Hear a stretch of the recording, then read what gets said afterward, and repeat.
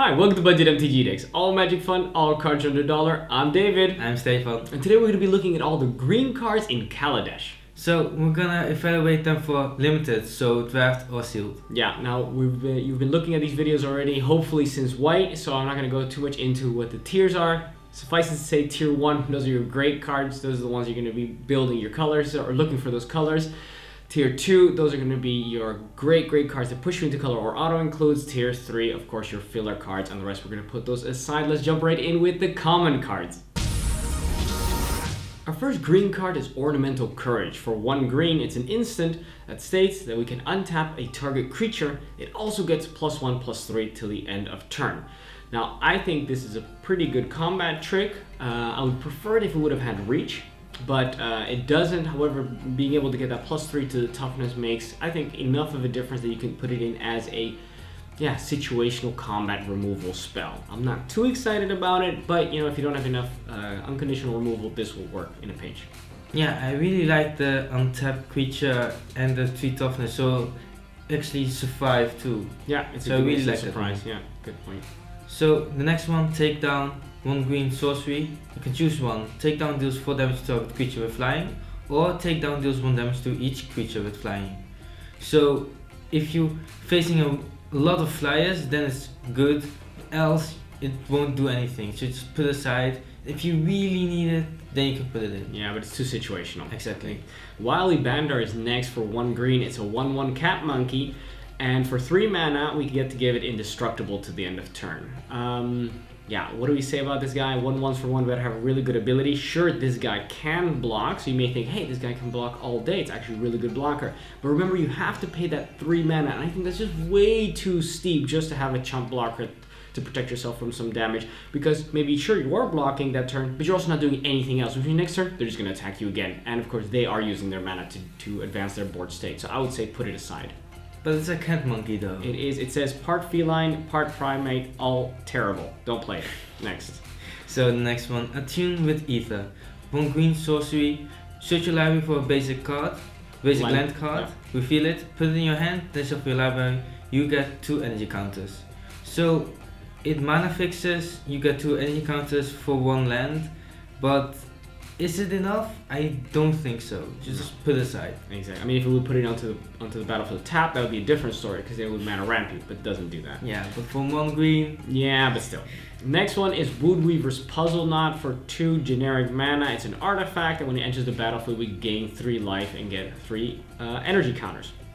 Also, we can pay 3 mana, sack it, and then it does the same thing again. So essentially, for 5 mana, we are gaining 6 life and gaining 6 energy counters. You may think, well, that is a ton of energy. Sure, if you're going for a strategy which requires tons of energy, then this is a nice little source. However, for just on its own value, I just think that gaining that 6 life is just not going to be worth the mana or the card.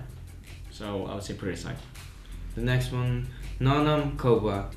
It's a 2/1 snake. It's a green Cobra that gains death touch until end of turn. So that's actually pretty decent. It's a death toucher, and every deck can play it. It's a 2/1 for 2, so that's actually not that great, but with the death touch, it's pretty decent filler. Yeah, I would say because you're in green, it's a filler. Any other deck, don't play it. Then it's put it aside card. Yeah. Because if you can't pay for that death touch, then you got no business paying 2 mana for a 2/1, I think. Yeah. So exactly. really just do it if you've got access to that death touch, because it's going to be a great blocker right there. Then we have Sage of Shayla's Claim. For 2 mana, it is a 2/1 elf druid, so the body's not great, not liking that. When it enters the battlefield, you get 3 energy counters. Okay, once again, the problem with these cards is maybe if they give you energy but they don't have a way of using energy, then I just don't think they're so great, because sometimes they're not going to be doing anything. You may get some energy, but you may have nothing to do with it, and then what are you stuck with? A 2/1 body for 2, and I just don't think that's good enough, so I would also put that one aside. So Kuja Seed Sculptor, 1 and a green, a 1/2 elf druid, and when Kuja Seed Sculptor enters the battlefield, put a +1/+1 counter on target creature you control. So this one is actually pretty good. If you don't have anything else, it's a 2/3 for 2. That's already really good. Yeah. Else, you can pump something else you have that's important, gets Flyer bigger. for something. Exactly. Yeah. So that's why I always want to play it. Because at worst case scenario, it's a 2/3. Yeah, which is very nice. Very, very nice. Tier 2, absolutely. Exactly. Next, we have Larger Than Life for 2 mana. It's a sorcery, and it gives target creature +4/+4 and trample until the end of turn. Now that is massive. That is a lot of damage. It's going to get through. Once again, sorcery. That is the big problem with this card. People are going to see it coming a mile away, and it will never function as removal in that sense. So, yeah, I say put it aside. Just keep your combat tricks. Make sure that your combat tricks are instant speed. So, next one, Commencement of Festivities. 1 and a green, instant, prevent all combat damage that would be dealt to players this turn. It's kind of a fog, but not really, and I don't think that's worth it to just fog. No. So just put aside. Exactly.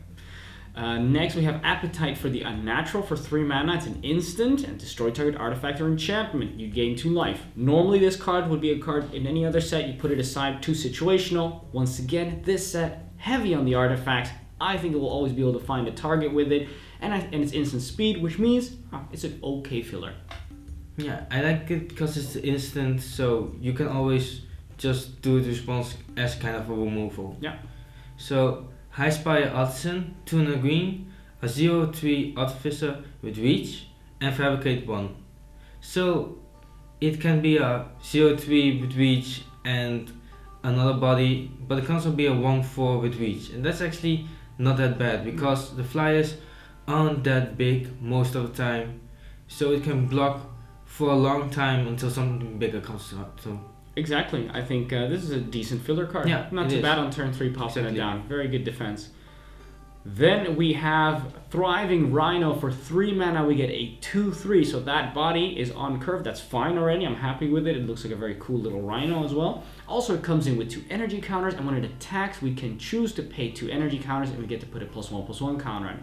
Now, all of a sudden, the first time it attacks, it's not a 2/3, but it is a 3/4, and we're only paying 3 mana for that. I think that's an awesome deal. I can't see myself in a situation where I'm in green and I wouldn't play this. And if I got a couple of these kind of cards, wow, that definitely pushes me into green, because that is going to be really tough to stop. Yeah, so the next one, Hunt the Weak. 3 and a green, sorcery, put a +1/+1 counter on target creature you control, then that creature fights target creature you don't control. So this is removal, it pumps your creature, then they fight. So it's just the removal green gets, and that's why I just put it tier 2, because if you're on green, you just have to play this. Yeah, I mean, you got bigger stuff because you're green anyway. Exactly. So it's always going to kill something. And plus, the +1/+1 counter stays. So of course, you can try and make sure that your creature survives, and then all of a sudden, it's also bigger. Great. Wild Wanderer is next for 4 mana. It is a 3/2 Elf Druid. Body-wise, it's not on curse, so I don't really like the power and toughness on this guy. But when he enters the battlefield, you may search your library for a basic land card and put it onto the battlefield tapped, then shuffle your library. Now this is mana ramp. This is pretty good. The body now, all of a sudden, for being able to get that mana ramp is relevant. Of course, it comes in on turn 4, which is a little bit later than I would like it to be. That's why it goes tier 3. I think it's an okay filler. I don't think there's a moment when I draw it and I'm like, oh, okay, well, I'm going to be able to get that extra land, put it on the battlefield. And of course, 3/2 can still do damage. Exactly. It's not exciting, but it's still a good filler. Absolutely, yeah. So next one, Pima Outrider, 2 and 2 green. It's a 3/3 Elf Artificer with Trample and has Fabricate 1. So for 4 mana, you get a 4/4 Trampler. And that's actually pretty good. Yeah. The Trample is really exciting. The toughness and the power is also pretty good for 4 mana. So just put it tier 2, just auto-included. Yeah, just play it as a 4/4 Trampler. Very happy with that. Yeah. Absolutely. Riparian Tiger is next for 5 mana. We get a 4/4 cat with trample as well, so kind of like the Outrider. They're both big and they can trample. However, this guy comes in with 2 energy counters as well, and whenever it attacks, so just like the Thriving Rhino, we can pay 2 energy counters, and then it gets +2/+2 until the end of turn. So no counters this time, but one time it can be a 6/6 Trampler. You can't do it as a surprise or as a response, because you have to do it as you declare it as attacking, so you can't do it in response to blocking, but still being able to get through with a little bit of extra damage, and then afterwards it's still a 4/4 Trampler. And that is nothing to sniff at. I think also tier 2, you're going to want to include this one. Yeah, so next one, called Paola, 4 and 2 green. It's a 6/6 worm. It's just a big creature. Fatty, yeah. Exactly. So put it as a filler. If you don't have anything else, it's still good top of your curve. Exactly, not bad at all. Those were the commons. Yeah, those are the commons, so let's have a look at the uncommons. Our first of the uncommon green cards is Blossoming Defense. For 1 green, it's an instant. Target creature you control gets +2/+2 and hexproof until the end of turn. This is really strong. This is a really good combat trait. Once again, we've discussed cards that do multiple things in multiple situations. This one pumps a creature to deal extra damage in a moment when you might need it. It pumps a creature in a moment that it's in combat and allows you to not trade and just to kill your opponent's creature that might be blocking it or when you're defending. And finally, it gives a creature hexproof, which means that if your bomb gets targeted by some kind of removal, you can protect it. So this card again does a lot of stuff in a lot of different situations, and just for 1 green mana, I think it is an awesome deal. Tier 2. Yeah, just always want to include it because it does everything you want. Yeah. So next one, Servant of the Conduit. It's 1 and a green, it's a 2/2 elf druid, so it's already a bear. And when Servant of the Conduit enters the battlefield, you get 2 energy counters. And you can tap it and pay an energy counter to add 1 mana of any color to your mana pool. So it's a 2/2 for 2, and it can tap for any color of mana. Yeah. So just put tier 2. Yeah, okay, you may think, oh, it only does it twice, but you may get energy from other places. And even if you don't use it, you're still just a bear. Exactly. So it's actually really, really strong. I can't see a situation where I wouldn't include it in green either. Durable Handicraft is next for 2 mana. It is an enchantment. It states that whenever a creature enters the battlefield under your control, you may pay 1 generic mana, and if you do, put a +1/+1 counter on that creature. You can also pay 6, sacrifice it, and put a +1/+1 counter on each creature you control. Okay, these uncommons are really strong in green. I think this is really good. Why? Because you're gonna have creatures, even a lot of those artifacts you're putting down are also creatures. Just make sure you got 1 extra mana open, and that thing's gonna be coming in bigger. Later on in the game, when the board state is kind of stalled, you can instant speed sacrifice this thing to pump all your creatures with something permanent, because counters are permanent. So that is really, really strong early game, really strong late game. Really nice, actually. Yeah. Tier 2. Absolutely. Yeah, because all the little things you get late game, they get bigger. So it's really good early game and really good late game. Strong card. So Nature's Way, 1 and a green sorcery. Target creature you control gains vigilance and trample until end of turn. It deals damage equal to its power to target creature you don't control.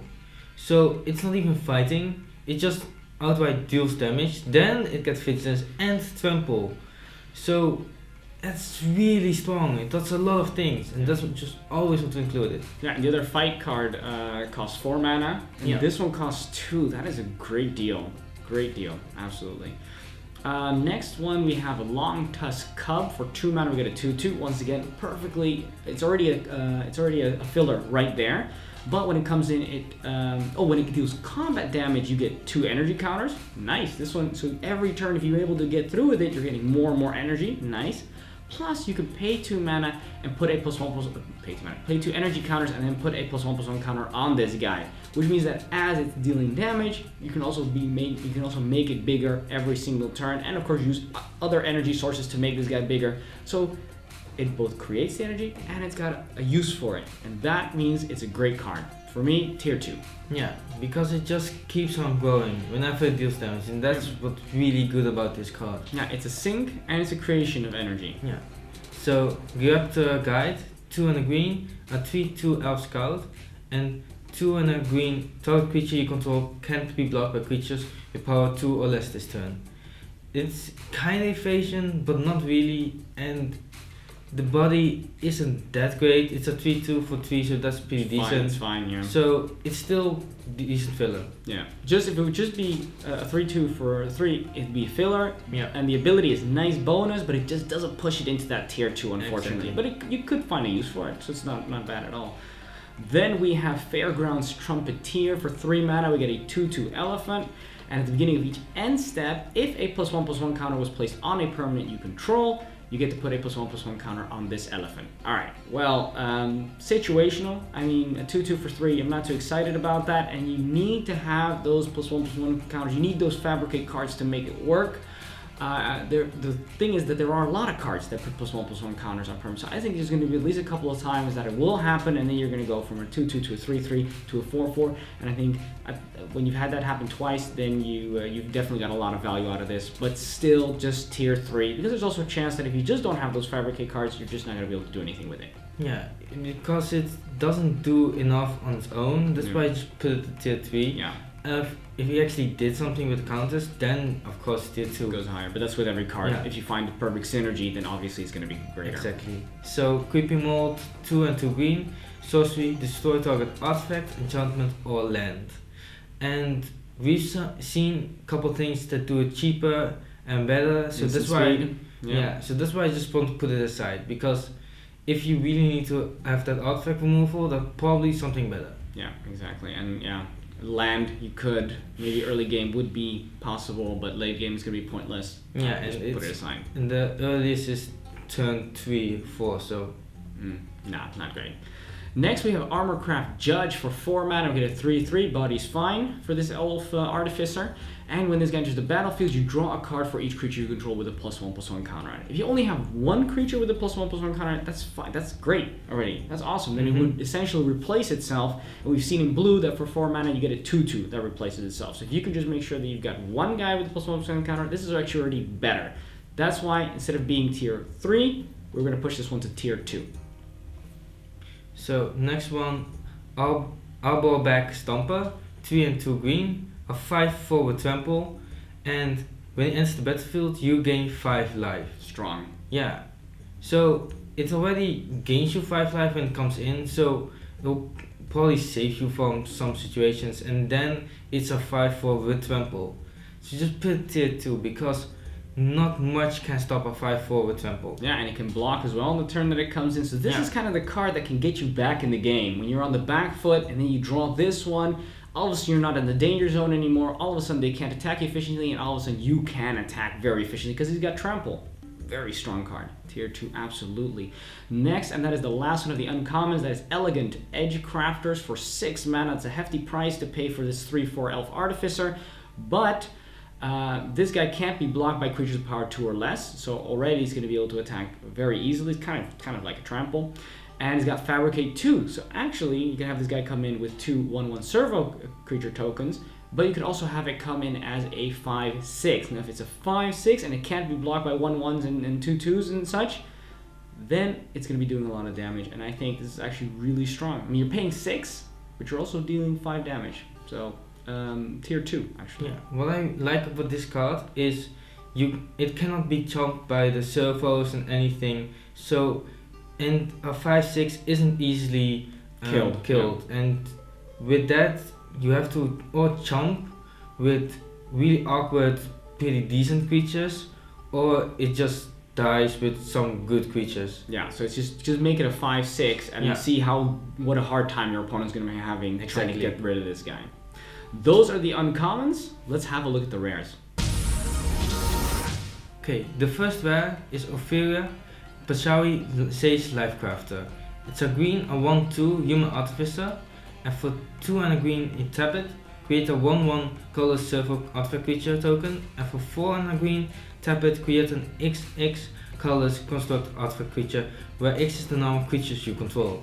So this one is really good because for 1 mana it's a 1/2, which is actually pretty decent because it can block the servos, and then for 3 mana you can tap it to create a servo, and late game you can tap 5 mana and create bigger creatures. So I think this one will actually win you the game, and that's why I put it tier 1. Yeah, by itself.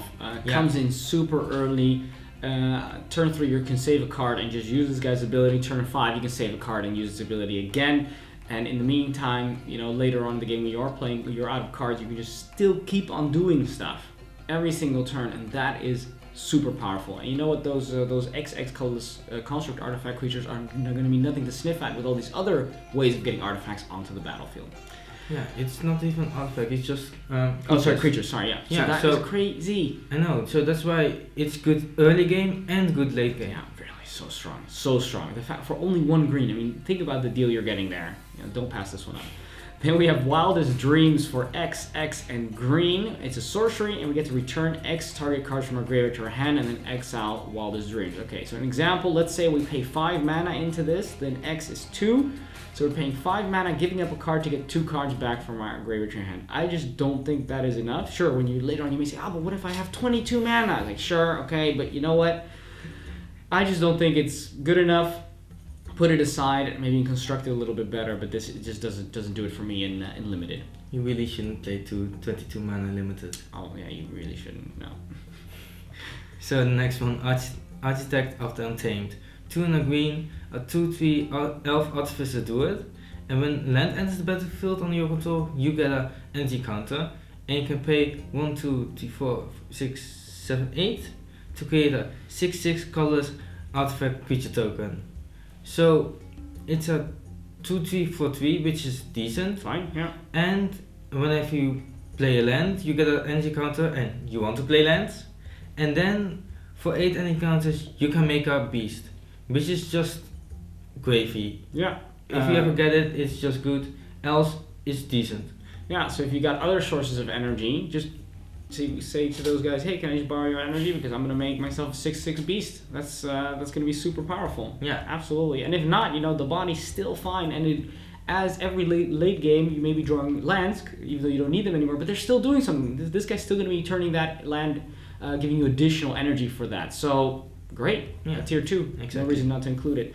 Next, we have a very dubious challenge. We have for 4 mana, it's a sorcery, and it makes you look at the top 10 cards of your library, and you exile 2 creature cards from those, and then your opponent gets to pick one of those, puts it onto the battlefield under his control, and you get to pick one of those. But the problem is that your opponent gets to pick first. Yeah, later on, you put the remaining cards under the library. You can also they look at the cards. So it's not that you exile them face down. No. They can see the cards and like, you know, this one is better, so just take this one. Yeah, so they're just going to take the best thing, and then you got to have the crappiest thing. What if there's only one good thing, and then they take that? You're stuck with oh my god, no. I don't even understand how this card could be good, but right now, just put it aside. But let us know in the comments, actually, if you figure out a way that you can break this card, and it's, oh, but if you do it like this, then all of a sudden you get super value, and they don't get any value. Please let us know, because we are very curious how we can make this dubious challenge. A friend of mine was thinking about using it Phage. But Phage, okay, so if they put it onto the battlefield, then they can also not use it. Oh, it's only May, so yeah. It doesn't even work. Does not even work. Alright, exactly. Next one, Stefan. Whistling Hydra. 2 and 2 green, a 4/3 Hydra, and when he enters the battlefield, you get 3 energy counters. And you can pay 3 energy counters to put a +1/+1 counter on Whistling Hydra and against hexproof until end of turn. So for 4 mana, we have a 5/4 that can protect itself for a turn. So that's actually pretty good.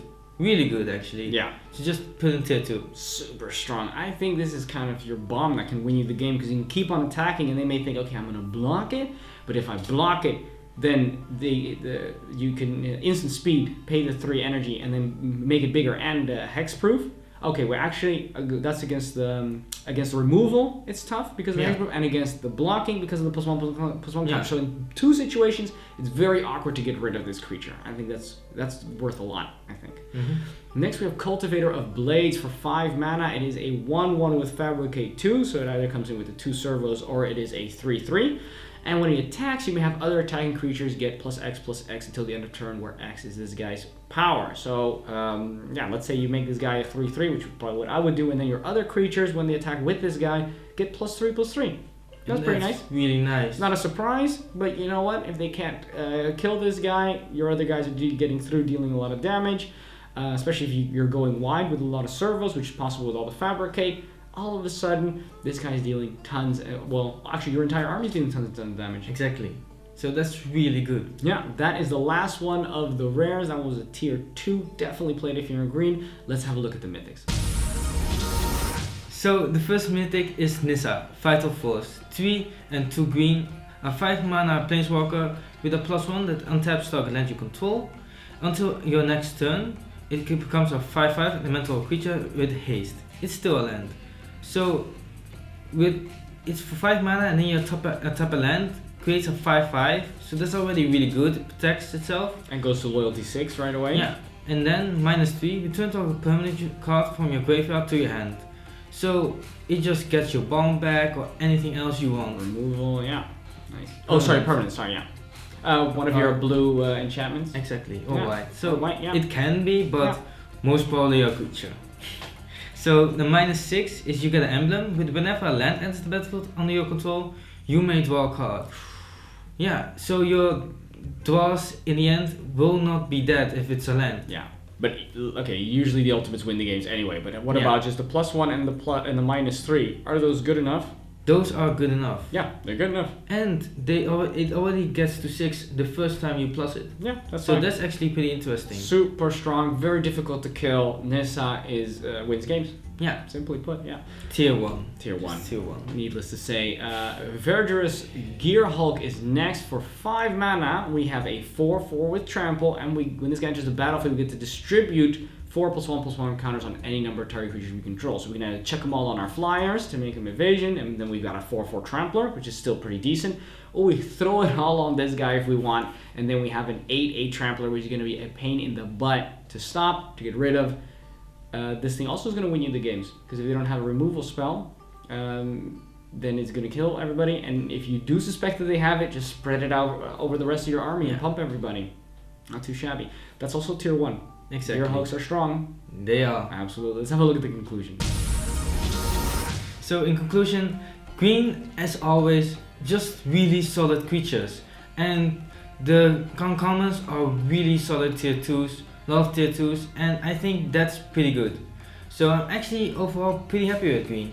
Yeah, I think green is a very strong color. I don't think it's one of the strongest ones. I think it would be a great support color because the uncommons and the rares and the mythics are so strong. So you might want to have a solid base of, let's say, white and or black. That could be your good solid base of your 2 mana, your common cards, and then really put in those strong green cards to finish off, round off your deck, your win conditions, etc. Because these tramplers are going to be getting through. You know, some people are going to be, oh, I'm going to fabricate all these little guys and stuff, and green has such a great ability to just trample over all those little guys, and they're just bigger as well, so you can block them for days. It's got some reach. It's got the mythics are of course insane, but also the rares are just super strong, and even the uncommons. It's even got good removal. What's with green getting such good removal in these last couple of sets? I'm very happy with it. I really like green very, very much, and I hope to be playing it because it's it's awesome. It's great. I think it's a contender for one of the better colors, but just doesn't edge out white or black for me, I think. I think it doesn't, but it's still just as always Support, the thing with green is it's just really solid creature, and it has really solid creatures, and that's why you want to play green. If you're playing, just very simply, if you're playing for 2 mana and you're getting a 2/3, I mean that's going to be a problem for people so early on in the game, especially for those people trying to go for the aggressive route. Alright, well now don't forget to subscribe because you get a notification when the next videos are coming out, and then you can get the edge during the pre-release, find out which cards are best. Also, join us on Facebook and Twitter, ask us questions there, tell us whether you agree with our reviews or whether you disagree, where do we make a mistake, which card is awesome, which card do you hope to play during your pre-release, let us know there. Also, thanks for watching. I'm David. I'm Stefan. And this was Budget MTG Decks.